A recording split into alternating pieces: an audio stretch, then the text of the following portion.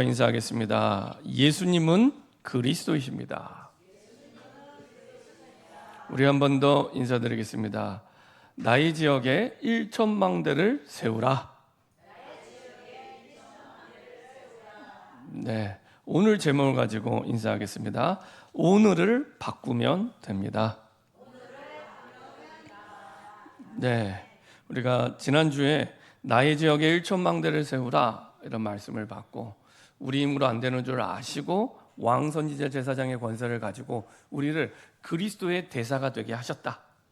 그래서 그리스도의 대사로 그리스도의 빛을 비출 때 하나님은 나와 상관없이 내 능력, 배경, 경험 아무 상관없이 하나님은 세우십니다. 그래서 나의 지역에 1천망대를 세우는 건 평생의 기도 제목입니다. 매일 기도하셔야 되고요.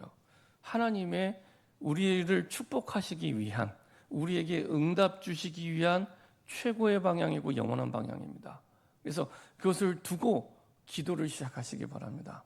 그 속에 지금 내가 고민하고 갈등하고 또 때로는 어려움 당하는 그 모든 응답이 이 속에 있고 이 속에 담겨 있습니다. 그래서 나의 지역에 1천망대를 세우라. 하나님이 주신 말씀이 맞다면 하나님은 완벽하게 준비해 놓고 우리 현장에, 내 현장에 준비해 놓고 우리에게 말씀을 주십니다. 이게 하나님이 성경 66권을 통해 역사하시는 방법입니다. 그래서 하나님은 준비해 놓고 그리고 말씀을 주어서 가게 하시고 오게 하셔서 모든 걸 이루세요. 그게 우리가 지난주에 보았던 사도행전 9장 그리고 사도행전 2장 9절의 말씀입니다. 하나님이 바울을 부르실 때 그 장면을 한번 생각해 보세요. 어떻게 부르셨는지. 바울이 스스로 한 것도 아니고 그리고 바울을 만난 아나니아가 스스로 한 것도 아니에요. 하나님이 다메섹 도상으로 바울을 가게 하셔서 그리고 나타나셔서 그 앞에 무릎 꿇게 하시죠. 그리고 아나니아에게 하나님이 가세요. 그래서 알려주세요. 그랬더니 아나니아가 대답하잖아요. 아니 그 사람은 예루살렘에서 예수 믿는 자를 핍박했고 감옥에 넣었던 사람인데 그 아나니아는 현실을 보면 갈 수가 없는 거예요. 호랑이 굴에 들어가는 거예요. 사자의 입속으로 들어가는 거예요. 자기를 잡으러 오는 사람. 또 아나니아가 다메섹 도상의 대표적인 제자인데 그 사람을 잡으러 온 사람 앞에 가라고 하는 게 이해가 되십니까? 현실만 보면 아주 이해가 안 돼요. 하나님의 말씀이 틀렸고 아나니아가 100번 맞는 말이에요. 그렇죠? 바울이 변할 줄 몰라요, 아나니아는. 근데 하나님이 말씀하세요. 설득도 아니에요. 설명도 아니에요. 가라. 이 사람은 하나님이 주시는 언약 속에서 이방인을 위해 택한 나의 그릇이라고. 왕들과 그리고 많은 사람들을 살릴 그릇이라고, 택한 그릇이라고 말씀하시죠. 놀라운 사실은 아나니아가 가요. 그 사자 입속으로 가요. 호랑이 굴 속으로 가요. 근데 어떻게 됐습니까? 이미 하나님이 바울을 다 작업해 놨어요. 다 바꿔놨어요. 그래서 하나님이 주신 말씀을 전합니다. 내가 오고 싶지 않았는데 이 말은 못하고 하나님이 가라고 해서 왔다고. 그리고 거기에 하나님의 성령이 임하게 됩니다. 그리고 바울의 눈이 열리게 되죠. 그래서 베드로전서 2장 7절에 뭐라고 말씀하시냐 한번 볼까요? 우리가 8절은 많이 봤는데 7절은 잘 안 보잖아요. 우리가 응답을 못 받는 이유가 거기에 있습니다. 베드로전서 2장 8절입니다. 9절은 우리가 많이 알고 2절도 많이 아는데 우리 8절 한번 보도록 하겠습니다. 베드로전서 2장 8절입니다. 같이 한 목소리로 합독하겠습니다. 또한 부딪히는 돌과 걸려 넘어지게 하는 바위가 되었다 하였느니라.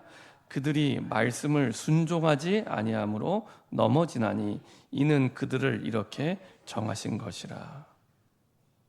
우리는 문제가 크면 넘어진다고 생각합니다. 문제가 내가 해결할 수 없어서 넘어진다고 생각합니다. 성경은 그렇게 말씀하지 않습니다. 하나님 말씀에 순종하지 아니함으로. 꼭 기억하셔야 됩니다. 하나님은 말씀의 답을 준비해 놨는데 내가 순종하지 않는 거예요. 예배 잘 드리다가 이제 저 문 앞을 나가잖아요. 그때부터 또 내 머릿속의 회로가 나 중심으로 돌아갑니다.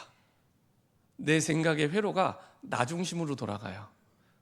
그래서 내 경험 중심, 그 모든 것 위에 하나님의 말씀이 있습니다. 말씀에 순종하지 아니함으로. 말씀에 순종하지 아니함으로. 그래서 속지 마세요. 결코 문제가 어려워서 우리가 넘어지는 게 아닙니다. 해결 못하는 게 아닙니다. 결코 문제가 커서 해결 못하는 게 아닙니다. 성경은 그렇게 말씀하지 않습니다. 왜냐? 문제가 어렵다, 크다, 안 된다, 이거는 누구 관점이에요? 내 관점. 자꾸 내 입장에서 내 관점으로 얘기하는 거예요. 근데 하나님은, 하나님의 응답은 항상 하나님 관점이에요. 하나님 입장에서 쉽다 어렵다가 없습니다. 하나님 앞에는 큰 문제 작은 문제가 없습니다. 그렇죠? 하나님의 뜻만 있습니다. 우리가 볼 때 큰 문제 작은 문제, 쉬운 문제 어려운 문제가 있지, 하나님 볼 때는 전혀 그런 게 없습니다. 하나님께 무슨 큰 문제가 있고 어려운 문제가 있고 쉬운 문제가 있습니까? 없습니다. 딱 하나, 말씀에 순종하지 아니함으로. 이거는 우리가 항상 기억해야 됩니다. 그래서 우리가 모든 상황 속에 하나님께 질문할 때 하나님은 반드시 답을 주세요. 나중에 말씀드리겠지만 하늘과 땅의 권세를 가진 하나님이 나와 함께 하시는데 그 함께 하심을 어떻게 누리냐? 하나님의 말씀이 내 인생의 텍스트북이 되면 됩니다. 텍스트북. 텍스트북은 하면 딱 떠오르는 게 뭐가 떠오르세요? 교과서. 저는 학교 다닐 때 교과서를 영어로 텍스트북 이렇게 배웠거든요. 텍스트북은 교과서입니다. 교과서. 내 인생의 교과서가 하나님의 말씀이구나. 하나님의 말씀이 내 인생의 교과서가 될 때, 그때 하늘과 땅의 권세를 가진 그분의 능력을 내 것으로 누리게 됩니다. 그렇죠? 그래서 지난주 결론에 말씀드린 대로 절대 불가능이 절대 가능이 되는 길이 있습니다. 절대 불가능. 내가 볼 때 이거는 절대 안 돼. 사실 절대라는 말 붙이면 안 되지만 내가 안 돼도 하나님은 하실 수 있으니까. 근데 그게 절대 가능이 되는 길이 있어요. 그게 뭐냐? 구원받은 우리에게 하나님의 뜻이 무엇이냐? 하나님의 계획이 무엇이냐? 그것만 찾으면 돼요. 그것도 이미 하나님이 준비해 놨기 때문에 말씀을 가지고 묵상하시면서 기다리시면 됩니다. 그래서 말씀 주시면 가면 되고 안 주시면 안 가면 돼요. 말씀이 간 만큼 가면 되고 말씀이 서는 만큼 서면 되고 말씀이 가라 하면 가셔야 돼요. 말씀이 뛰라 하면 뛰어야 되고요. 항상 말씀이 교과서가 되면 됩니다. 근데 이게 이 텍스트북이란 게 이 단어를 조금 나눠서 생각하면 텍스트는 보통 이게 문장 뭐 이런 거잖아요. 메시지, 문장. 이 북이라는 거는 그 책이란 뜻도 있지만은 만남. 그래서 이런 뜻이 있습니다. 만남. 그래서 메시지가 내 인생과 만날 때, 조금 우리 보통 공항에서 수속할 때 부킹됐다 그러잖아요. 그럼 예약됐다는 겁니다. 비행기가 예약됐다 할 때 부킹됐다 이렇게 표현하기도 하고요. 만남이 됐다 이렇게 그런 의미가 있습니다. 그래서 하나님의 말씀이 나와 만남이 된 거예요. 그때 하나님의 권세가 내 것으로 누려지게 됩니다. 텍스트북 하니까 학교 다닐 때 시험이 생각이 나는 거예요. 뭐 옛날에 많은 분들이 그랬지만은 늘 학교 다닐 때 중고등학교 때 시험 속에서 늘 살았기 때문에 시험 속에서 왜 이렇게 시험이 많았는지 모르세요. 뭐 중간고사, 기말고사, 매달 모의고사. 심지어는 제가 재수 공부를 할 때는 매주 모의고사 봤습니다. 매주. 한 달에 4주인데 매주 모의고사를 봤어요. 그러니까 늘 시험 속에 살았죠. 근데 선생님들이 많이 하시는 거짓말 중에 하나가 뭐냐면 항상 교과서 안에서만 문제가 나온대요. 항상. 근데 시험 문제를 받아보면 교과서 밖에서 문제가 몇 개씩 나와요. 또 질문합니다. 왜 교과서 밖에서 문제를 내시냐고. 그러면은 이제 변별력이 있어야 된다면서. 그러면서 교과서 밖에서 문제를 해요. 근데 안심해도 좋을 것은 우리 인생의 모든 문제는 성경 속에 있습니다. 성경 밖을 벗어나지 않습니다. 그 말은 우리 인생의 모든 답도 성경 안에 있습니다. 성경 안에 있습니다. 그래서 얼마나 좋아요. 텍스트북. 내 인생의 모든 문제는 성경을 벗어나지 않습니다. 절대 안심하셔도 됩니다. 전쟁과 기근과 중독과 어떤 문제가 와도 성경을 벗어나지 않습니다. 근데 답도 성경 안에 있습니다. 그래서 다른 데서 찾지 마세요. 사람에게 찾지 말고 돈에 찾지 마세요. 성경에서 찾으시면 됩니다. 성경에 찾으시면 됩니다. 하나님이 준비해놓고 기다리고 계십니다. 텍스트북. 하나님의 말씀이 텍스트북이 될 때, 나의 교과서가 될 때, 그때 하늘과 땅의 권세를 가진 그 능력을 내 것으로 누리는 그 인생으로 바뀌어지게 됩니다. 그래서 나의 지역에 1,000망대를 세우는 거 절대 불가능이죠. 그 시작은 나를 바꾸는 데 있습니다. 나를 바꾸는 데. 그래서 하나님의 말씀이 내 인생의 교과서가 될 때, 그 말씀이 나와 만남이 돼서 내 안에 새겨질 때, 그때 바뀌어지게 됩니다. 하나님께서는 이렇게 완벽한 응답을 두고 우리의 삶을 인도하시고 축원하고 계십니다. 그래서 언제든지 하나님의 응답과 축복 속에 그 능력을 누릴 수 있도록 인도하고 계시죠. 그래서 나의 지역에 1,000망대를 세우기 위해 1,000 제자가 일어나야 되는데 나에게 제일 큰 문제가 뭔가? 그렇죠?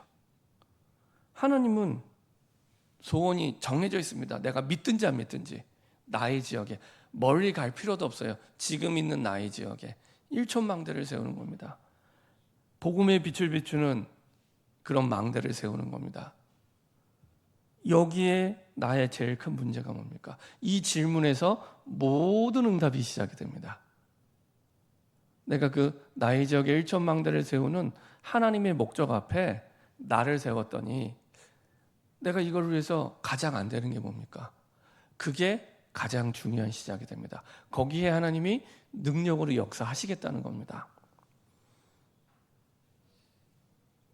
예수님이 제자를 처음 부를 때 마태복음 4장 19절에 이렇게 말씀하십니다. 나를 따라오라.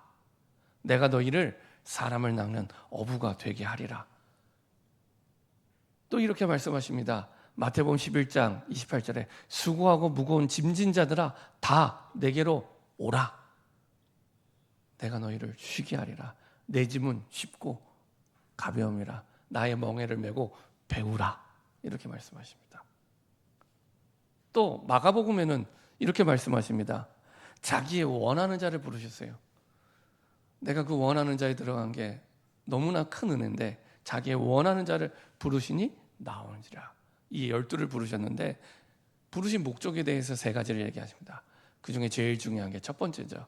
자기와 함께 있기 원하며, 그 다음에 그게 되니까 전도가 되기 시작하는 거예요. 전도도 하며, 그게 되니까 흑암의 권세가 무너지는 거예요. 귀신을 내어 쫓는 권세도 있게 하려 함이라. 당연히 귀신 쫓는 권세를 주셔야 됩니다. 왜냐? 귀신이 있으니까. 사단이 있으니까. 지난주에도 5월 1일 날 제가 지금 일주일에 한 번씩 홍천에 가서 홍천 영광교회와 함께 전도 캠프를 하는데 5월 1일 날 그 지역에 큰 문화 행사가 있었어요. 근데 그 문화 행사가 뭐냐? 600년 동안 내려온 제사예요, 제사. 그거를 문화로 하는 거예요. 이게 100년, 200년도 오래되는데 600년, 조선시대 때부터. 그래서 팔봉산, 당산제, 이렇게 얘기하더라고요. 팔봉산, 당산제. 그래갖고 유교 제사도 드리고, 그 다음에 굿도 하는, 굿판이 벌어진 겁니다. 이게 문화예요. 나라에서 지원해서, 나라의 돈으로. 이게 고린도 교회의 현장이었고 에베소 교회의 현장이었습니다. 그게 그게 멀리 있는 현장이 아니에요. 그게 고린도 교회 현장이고 에베소 교회 현장입니다. 우상 가득했던, 고린도 교회는 얼마나 우상 숭배를 많이 했는지, 우상 숭배하고 그 제사 드린 게 너무 많아서 시장에 그 고기를 내다 팔았어요. 그래갖고 그거 갖고 또 시비가 붙었잖아요. 바울에게 질문합니다. 이 고기 먹어야 되냐 말아야 되냐. 얼마나 많이 우상 숭배를 했으며, 그렇죠? 에베소도 마찬가지고요. 그 모든 우상 숭배 책을 불태웠는데 은 5만이나 되더라. 얼마나 우상 숭배 책이 많은지. 지금도 곳곳에 너무 많이 우상 숭배가 이루어지고 있습니다. 흑암이 다 장악을 하고 있어요. 아이들은 문화로, 게임으로, 그리고 책으로. 책에서 우상 숭배 배우잖아요. 문화라고. 그렇죠? 저 사람들이 복음을 얘기해 주지 않으면 분별하지 못하는 거예요. 그 속에 조용히, 그게 기준으로, 진리로 자리 잡고 평생을 살아가는 겁니다. 그래서 제사를 미풍양속이라고, 우상숭배인데, 미풍양속 아니고 우상숭배인데, 그것 때문에 가정과 가문의, 나라의 저주와 재앙과 전쟁이 끊이지 않고 일어나는 겁니다. 전 세계 지도를 펼쳐보고 어디에 전쟁이 많이 나고 어디에 갈등이 많이 가고 어렵게 사는지 보세요. 지도를 펼쳐놓고 전부 제사 많이 지내고 우상 숭배하는 나라들, 그렇죠? 그런 나라들입니다.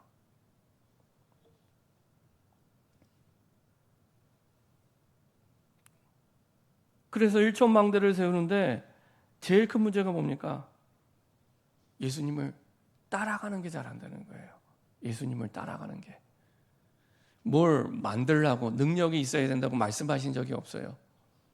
그럼 우리가 되게 부담스러웠을 텐데, 전혀 부담 갖지 않아도 될 것은 예수님을 따라가면 돼요. 예수님을 따라간다는 건 예수님의 말씀을 따라가는 거예요. 하나님을 따라간다는 건 하나님의 말씀을 따라가는 거예요. 우리는 자꾸 뭘 하려고 안 해도 돼요. 따라가면 돼요. 따라가면 되도록 예수님이 제자들을 부를 때 그렇게 부르신 거예요. 따라가면 되도록. 근데 사단은 그것만 못하게 해요. 밥도 먹고 잠도 자고 일도 하고 다 하는데 예수님 따라가는 것만. 그래서 우리가 기도를 잘 안 해요. 오늘은 기도를 얘기하려고 제가 말씀을 준비했습니다. 기도가 얼마나 어마어마한 건지 그 비밀을 알면은 진짜 기도를 할 텐데, 기도를 1순위로 할 텐데, 가장 먼저 할 텐데, 기도가 뭔지를 잘 모르니까 우리가 남는 시간에 하고 잘 안 하고 그리고 넘어가고 우리의 삶은 또 잘 안 되고, 이게 반복이 되는 거예요. 예수님을 따라가는 거. 그 나를 바꾸게 될 때 어떻게 바꿉니까? 우리 보고 바꾸라고 하지도 않으셨어요.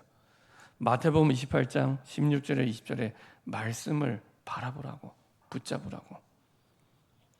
그 언약을 붙잡기만 해도, 바라보기만 해도 성삼위 하나님의 영으로 모든 족속으로 역사하시겠다고. 그렇죠? 그 약속을 붙잡고 바라보고 따라가도록. 의심하는 사람도 있지만 경배하는 사람도 있다고. 마가복음 16장 15절 20절의 말씀을 붙잡고 예수의 이름으로 치유하라고. 예수의 이름을 부르며 기도할 때 치유하시겠다고. 혹시 아픈 부분 있으면, 연약한 부분 있으면 예수 이름으로 기도하세요. 그 아픈 부분에 손을 얹고 안 되는 부분을 두고 예수 이름을 부르세요. 예수 이름 부를 때 보좌가 움직이고 하나님이 사실은 역사하기 시작합니다.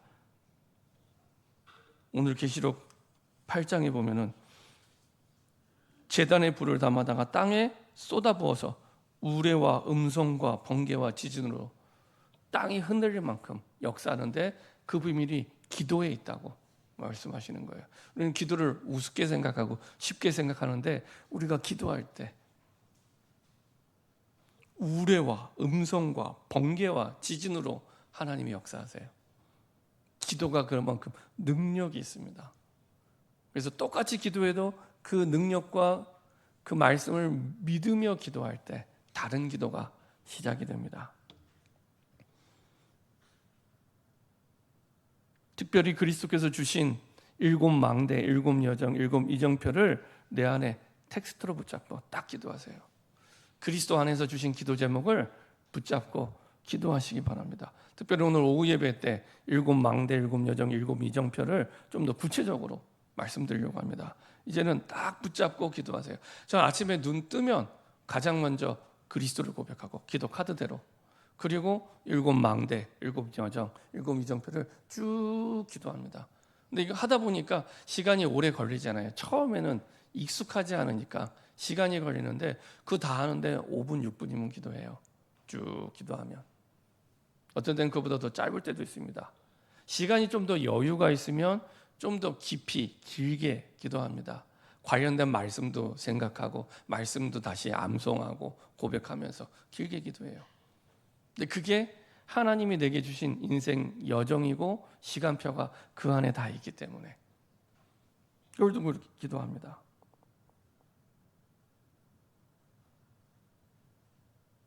그리고 하나님 주신 언약을 붙잡고 예수님이 마지막 강단에서 말씀하신 사도행전 1장 1절과 3절과 8절에 그 그리스도가, 하나님의 나라가, 성령 충만이 나의 오직이 될 때 이 약속이 나와 현장과 미래를 살릴 300%의 능력과 힘과 전문성이 그 속에 있습니다. 그래서 예수님이 마지막 강단에 세 가지 약속을 주시고 말씀하셨죠. 이제는 네 힘으로 하지 말고 권능 받고 땅 끝까지 증인되라고. 그렇죠? 권능을 주시겠다고, 권세와 능력을 주시겠다고. 그래서 우리는 내 힘으로 사는 존재가 아닙니다. 하늘의 배경과 하늘의 능력으로 사는 존재입니다. 그래서 성령을 말씀하실 때 오직 성령이 너에게 임하시며, 다른 데서 에너지 얻지 말고 힘 얻지 말고 위로부터 주시는 능력으로 살라고 미리 하나님이 준비해 놓고 약속하셨어요. 그래서 예수님이 돌아가시기 한 달 전에 뭐라고 말씀하셨냐면 내 이름으로 보내실 성령, 이렇게 약속하셨어요. 그래서 예수 이름 부를 때 우리에게 주시는 가장 중요한 응답이 성령을 주십니다. 성령을 주십니다. 누가복음 11장 13절에 구할 때 성령을 주시지 않겠느냐. 보통 사람이 보면 아니 그게 무슨 응답이야. 아니, 돈을 달라고 했으면 돈을 주셔야지. 사람을 변화시켜 달라고 했으면 사람을 변화시켜 주셔야지. 병에 걸렸으면 병을 낫게 해주셔야지. 이게 응답이지. 이렇게 생각하거든요. 아닙니다. 그 모든 응답이 성령에게 있습니다. 성령 충만을 받을 때 하나님은 가장 좋은 응답을 하나님이 주시고 인도하십니다. 병을 낫게도 하시고 경제의 문을 여시기도 하시고, 그리고 연약한 자에게는 강하게 하셔서 주의 일을 이루게 하십니다. 근데 그게 중요한 게 아니라 그걸 통해서 하나님은 예수가 그리스도 되심을 믿게 하는 거죠. 그 믿음. 그래서 눈에 보이는 거 따라가지 말고 눈에 보이지 않는 더 중요한 그 복음을 따라가도록 우리에게 인도하고 계십니다. 이렇게 나를 바꾸어서 예수님의 말씀을 따라갔더니 절대 불가능으로 보였던 것들이 절대 가능으로 응답되기 시작합니다. 하나님의 계획을 찾고 하나님의 뜻을 발견하고 우리 현장에 왕의 권세와 제사장 선지자의 권세를 가지고 그리스도를 선포하고 증거하게 되죠. 지난주에 홍천에 갔을 때 미리 전날 갔습니다. 그래서 이제 늦게 도착을 해서 밥을 먹어야 되는데 어디로 가야 되나 이렇게 생각을 하다가 주일날 받은 말씀이 떠오르는 거예요. 그래서 그렇지, 내가 홍천에 왔지만 내가 온 게 아니라 그리스도의 대사로 하나님이 나를 보내셨지. 그 마음을 담고 이제 식당을 찾아 들어갔습니다. 밥을 먹는데 자꾸 식당 주인이 말을 걸어요. 피곤해서 별로 이렇게 대답도 잘 안 했는데 자꾸 말을 거는 거예요. 음식이 맛있냐고 막 이러면서. 밤 9시 밥 먹는데, 저녁을 밥 먹는데 음식이 맛있냐면 뭐 질문하다가, 그러다가 또 본인의 인생 얘기를 해요. 이제 그 마감 시간이 됐는지 주방에서 일하다가 나와갖고 사실은 내가 뭐 50대 중반까지 숙명여대에서 교편 생활을 했대요. 누가 물어봤나요? 본인이 그 얘기를 하는 거예요. 아, 그래요? 그래갖고 근데 이제 왜 그러면 그만뒀어요? 그랬더니 병이 와서 그만뒀대요. 그래서 이제 고향으로 내려온 거예요. 그러면 홍천이 고향이신가 봐요. 그랬더니 제가 식사한 데는 홍천 읍인데 내 고향은 읍이 아니라 읍에서도 저기 꼴짜기로 들어가야 된대요. 저기 깊은 꼴짜기가 본인 고향인데 이제 읍내에서 식당을 하는 겁니다. 그래서 이제 얘기하다가 그러면 옛날에 교회 다녀보셨어요? 예수 믿어보셨어요? 그랬더니 옛날에 교회 다녀보셨대요. 그래서 이제 강원도 지역에는 감리교회가 많습니다. 감리교회가. 왜냐하면은 초창기 우리나라 선교가 들어왔을 때 언더우드 선교사가 이제 순회전도팀, 우리가 지금 기도하는 5번째 기도 제목이 그 기도 제목인데 순회전도팀 들어와서 이제 그 지역에 순회전도를 간 거예요. 그러다 보니까 그 순회전도 속에서 지역마다 제자를 찾아서 교회가 세워지다 보니까 감리교회가 많아졌어요. 언더우드 선교사가 감리교 선교사입니다.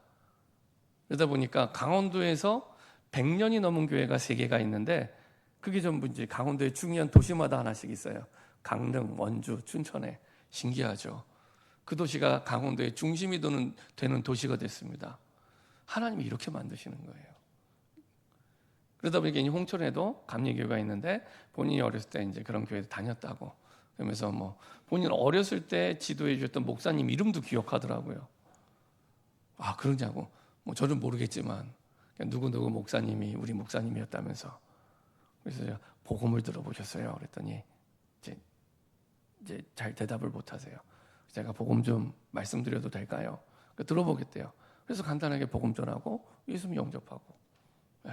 그리고 다음 주에 다시 한번 밥 먹으러 오겠다고 기도하고 있습니다. 홍천에 있는 교회랑 연결이 될 수 있도록. 하나님이 그리고 나서 이제 돌아오는데 하나님이 저분을 만나게 하시려고 나를 그리스도의 대사로 보내셨구나. 내가 간 게 아니고 하나님이 보내셨구나. 하나님께서는 하나님의 말씀을 지금도 주신 대로 이루고 계시고 인도하고 계십니다. 이렇게 바뀌게 되면 하늘과 땅의 모든 것을 가지신 그리스도께서 함께 하시는 성전이구나. 나에 대한 확신이 바뀝니다. 그냥 그저 그런 난 줄 알았는데 그게 아니라 하늘과 땅의 모든 권세를 가지신 그리스도께서 함께 하시는 하나님의 성전. 이게 나구나. 고린도전서 3장 16절. 하나님께서 내 안에, 내 속에 계셔서 그런 어마어마한 정체성 속에 나를 부르셨구나. 이렇게 인도받을 때 나의 오늘이 바뀝니다. 나의 오늘. 예수님이 제자들을 감람산에 부르셔서 40일 동안 함께 합숙을 하십니다. 그래서 집중적으로 가르쳐 주세요. 하나님 나라가 어떻게 임하는지, 어떻게 응답을 받는지. 예수님이 처음 공생애를 시작하면서 주셨던 그 메시지를 더 깊게 말씀하시고 풀어주십니다. 하나님 나라의 일에 대해서 말씀하시죠. 그러면서 보좌의 권세를 약속해 주셨습니다. 보좌의 권세를 내 안에 약속해 주셔서 우리의 모든 기도가 보좌에 담겨서 성취가 될 수 있도록 하나님이 인도해 주시죠. 그 과정이 오늘 요한계시록 8장 3절에서 5절의 말씀입니다. 자, 3절 우리 먼저 한번 보겠는데요.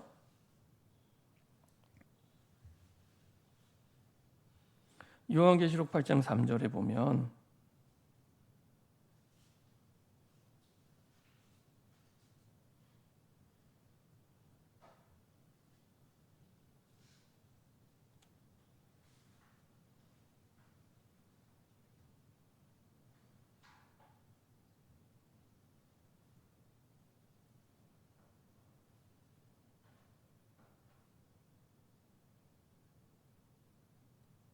이렇게 말씀하십니다. 3절 같이 합독하겠습니다. 또 다른 천사가 와서 제단 곁에 서서 금향로를 가지고 많은 향을 받았으니 이는 모든 성도의 기도와 합하여 보좌 앞 금제단에 드리고자 함이더라. 아멘. 우리의 기도가 어떻게 이루어지고 있는지 잘 나타나 있습니다. 우리의 기도가 어떻게 하나님 앞에 상달되는지. 우리가 기도할 때 그냥 기도가 아니라 3절에 보면은 이렇게 말씀하십니다. 또 다른 천사가 와서 제단 곁에 서서 금향료를 가지고 많은 향을 받았으니, 우리의 기도가 이 금향로에 담겨서, 그리고 하나님 주시는 이 복음의 언약과 함께 하나님 앞에 상달되는 거죠. 이는 모든 성도의 기도와 합하여 보좌 앞 금제단에 드리고자 함이라. 이렇게 말씀하고 있습니다. 그래서 우리가 기도하는 시간에 단순히 우리의 마음이 위로받는 그 정도의 일이 일어나는 것이 아니라 주의 사자들이 움직이는 거예요. 그래서 실제로 천사들이 우리의 기도 제목과 그리스도의 그 보혈의 능력과 언약과 합하여져서 주의 보좌 앞에 상달되는 겁니다. 주의 천사가 그 기도를 금 향로에 담아 보좌로 배달하는 거죠. 그래서 우리 기도가 상달되는 목적지가 다른 것이 아니라 그냥 허공을 치는 기도가 아니라 보좌 앞이라는 겁니다. 보좌 앞 금제단. 하나님의 자녀의 그 성도의 신분과 권세가 보좌의 배경 속에 있음을 우리에게 깨닫게 하고요. 이 보좌의 축복과 응답을 누리는 플랫폼에 접속하는 유일한 통로가 바로 기도입니다. 그래서 기도는 우리는 보통 영적 과학이라고 얘기하죠. 영적 과학. 그래서 금향로와 많은 향은 그리스도의 그 우리를 위한 기도, 그리고 그리스도의 공로, 십자가의 복음, 이 내용을 나타내는 거고요. 그것과 함께 우리의 기도가 하나님 앞에 상달되는 걸 얘기합니다. 자, 4절에 우리 한 번 더 읽겠습니다. 향연이 성도의 기도와 함께 천사의 손으로부터 하나님의 앞으로 올라가는지라. 그렇죠? 그래서 아까 말씀드린 대로 기도는 허공을 치는 것이 아니라 반드시 하나님의 보좌 앞에 이르게 됩니다. 그렇죠? 우리가 기도할 때마다 이 확신과 그림을 가지고 기도해야 됩니다. 그렇죠? 다른 기도가 시작이 됩니다. 우리가 말로 없어지는 그런 기도가 아니라 반드시 보좌 앞에 내 기도와 그리스도의 그 보혈의 공로와 복음과 함께 합하여져서 주의 보좌 앞에 상달되는구나. 그렇죠? 자, 5절입니다. 천사가 시작. 천사가 향로를 가지고 제단에 불을 담아다가 땅에 쏟음에 우레와 음성과 번개와 지진이 나더라. 자, 이렇게 하나님의 백성이 기도를 하면 하나님께서 응답을 하시는데, 이 지상에 하나님의 심판과 통치가 실현되는 겁니다. 하나님의 통치가 실현된다는 건 하나님의 나라가 임하는 거예요. 하나님의 나라가 되려면 보통 어떤 거라고 전에 말씀드렸죠? 하나님이 통치하시는, 하나님이 주인되어 다스리시는 그 응답이 실현되는 겁니다. 그래서 하나님이 우리가 기도할 때 이렇게 통치하시고 하나님께서 심판하시고 응답을 주시는 겁니다. 그래서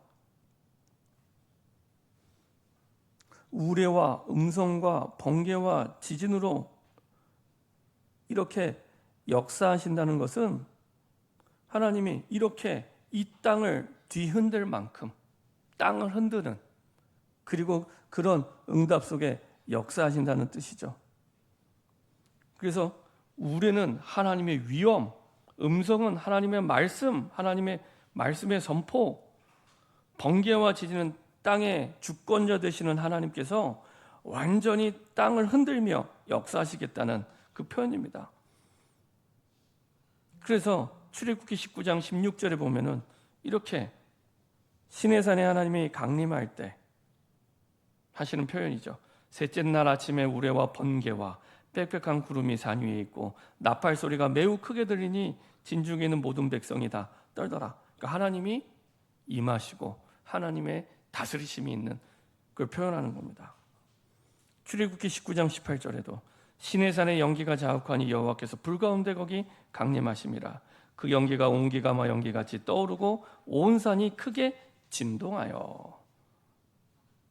출애굽기 20장 18절에도 뭇 백성이 우레와 번개와 나팔 소리와 산의 연기를 본지라 그들이 볼 때 떨며 머리서. 계속 하나님이 임하셔서 하나님이 통치하시고 다스리면서 모든 걸 움직이시는 역사를 보여주시는 거예요. 시편 77편 18절에도 회오리 바람 중에 주의 우레소리가 있으며 번개가 세계를 비추며 땅이 흔들리고 진동하였더라. 시편 18편 13절 14절에 여호와께서 하늘에서 우레소리를 내시고 지존하신 이가 하나님이 음성을 내시며 우박과 숯불을 내리시도다. 그의 화살을 날려 그들을 흩으시며 많은 번개로 그들을 깨뜨리셨도다. 하나님이 우리가 기도했는데 이런 어마어마한 일들을 하나님이 행하시고 역사하십니다. 이것을 행할 수 있는 유일한 열쇠가 기도예요. 기도예요. 우리가 기도할 때 이런 일들이 일어나게 됩니다. 기도할 때. 그렇죠? 그래서 구원받은 하나님의 자녀는 신앙생활 가운데 기도가 다다. 이렇게 생각하시면 됩니다. 기도 없이 이루어지는 것 없다. 생각하시면 됩니다. 기도 속에서 내가 예수의 이름을 부를 때 하늘과 땅을 진동하는 하나님의 심판과 능력과 역사가 내가 기도하는 그 현장에, 그 영혼에 하나님이 역사하기 시작합니다. 이런 기도의 비밀을, 이런 기도의 능력을, 이걸 보고 보좌의 능력, 어마어마하죠. 그 능력을, 이 기도할 수 있는 신분과 권세를 우리에게 주신 겁니다. 이 보좌의 권세. 그래서 그리스도께서 주신 7망대, 7여정, 7이정표의 기도를 내 마음속에 담고 기도할 때, 사실은 마가다락방에 모인 사람들이 하나님 주신 약속과 기도 제목을 가지고 약 열흘 동안 집중하게 되죠. 그때 예수님의 말씀을 통해서 내 인생의 교과서가 되고, 그리고 그것을 가지고 기도할 때 내 인생의 핸드북이 되는 겁니다. 핸드북은 손에 들고 다니는 소책자잖아요. 언제든지 쉽게 내가 손에 들고 다니는 나의 영적인 능력이 됩니다. 힘이 됩니다. 이렇게 내 삶에 하나님의 역사가 시작이 되죠. 초대교회 증인들에게는 사도행전 2장의 역사가 일어나게 됩니다. 응답 중에 응답인 성령의 충만함을 주시고요. 세절기의 역사가 일어납니다. 오순절 날.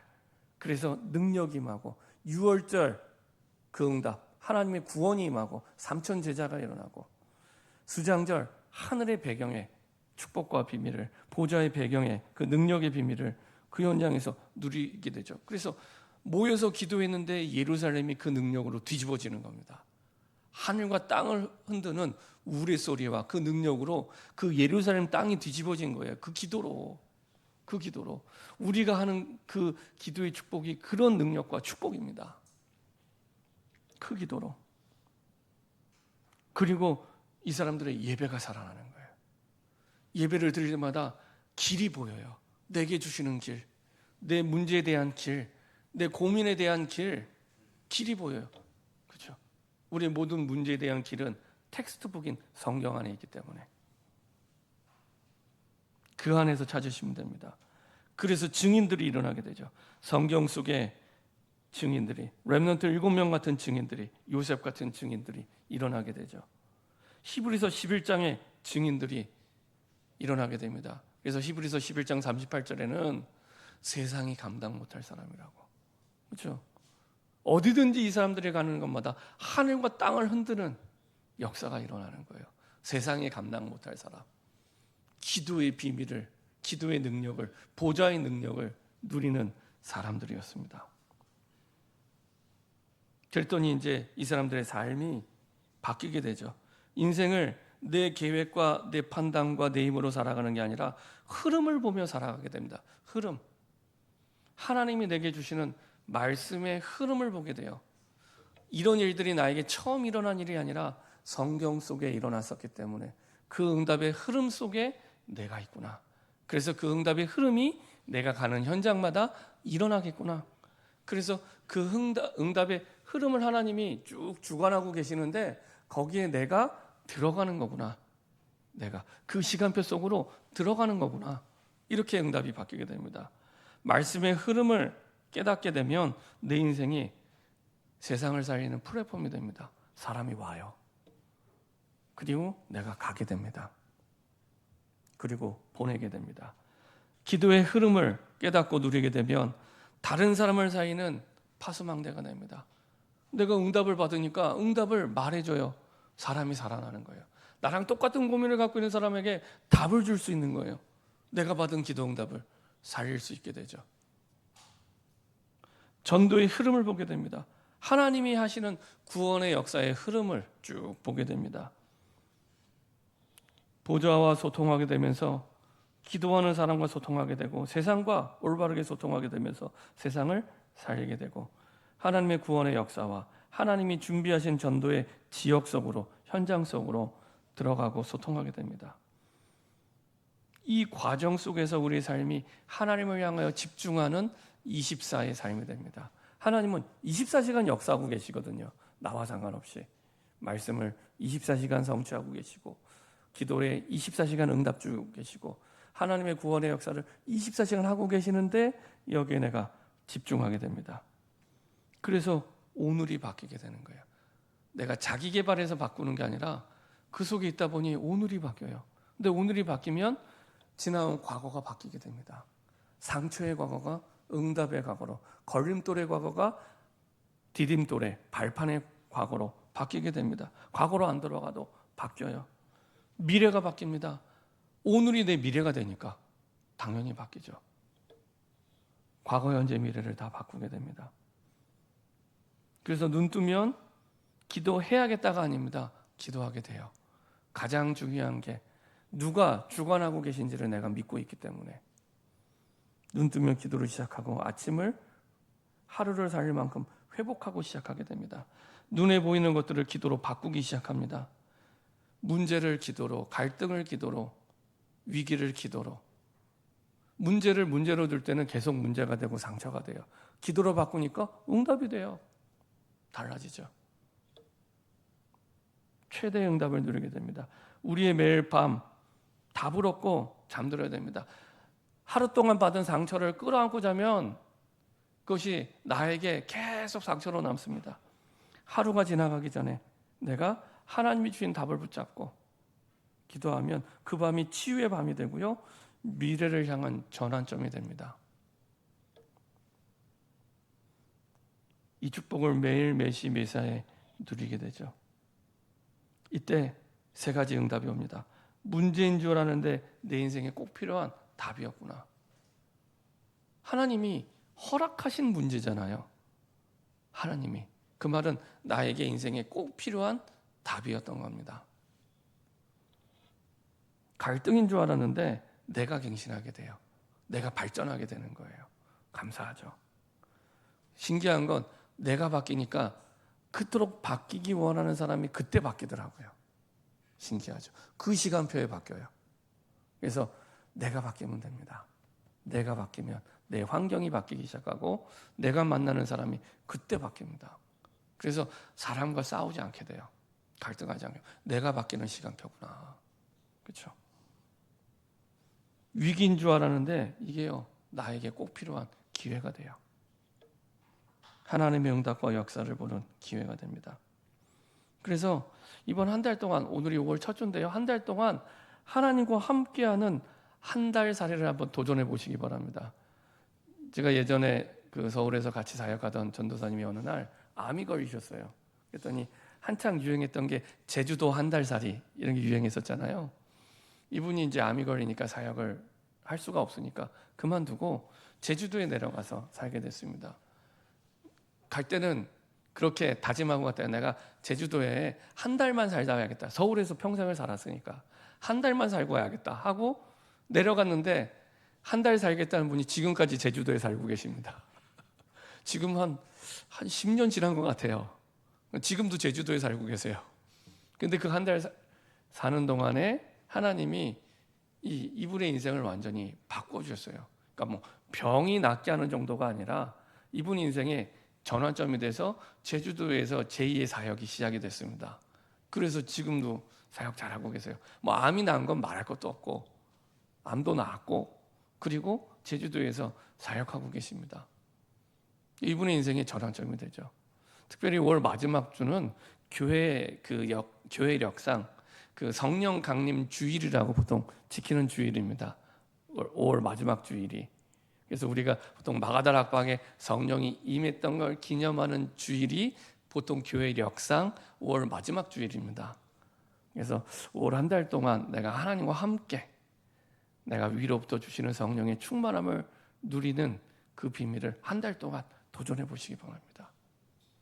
그래서 내가 한 달 동안만은 하나님과 함께 아침을 시작하고 하나님과 함께 마무리하는 하루하루 내가 하나님과 함께하는 한 달 살이가 될 수 있도록, 그래서 하루에 한 번은 내가 하나님의 말씀을 편집하고 기도 제목을 설계하고 또 내 현장을 하나님의 구원의 역사 속에 디자인하는 묵상의 시간. 그래서 묵상하려면 내 뒤에 뭐가 있으면 안 돼요. 가장 편안하게 내가 묵상할 수 있는. 그래서 오늘의 말씀과 기도와 전도로 하루를 살아내고 인도받는, 특별히 기도 수첩을 잘 활용하시기 바랍니다. 기도 수첩이 하루하루 되어 있기 때문에 이렇게 묵상하기에 좋은 사실은 도구입니다. 이렇게 한 달 동안 하나님과 동행하는 저와 여러분 되기를 소원합니다. 합심해서 한번 기도하겠습니다.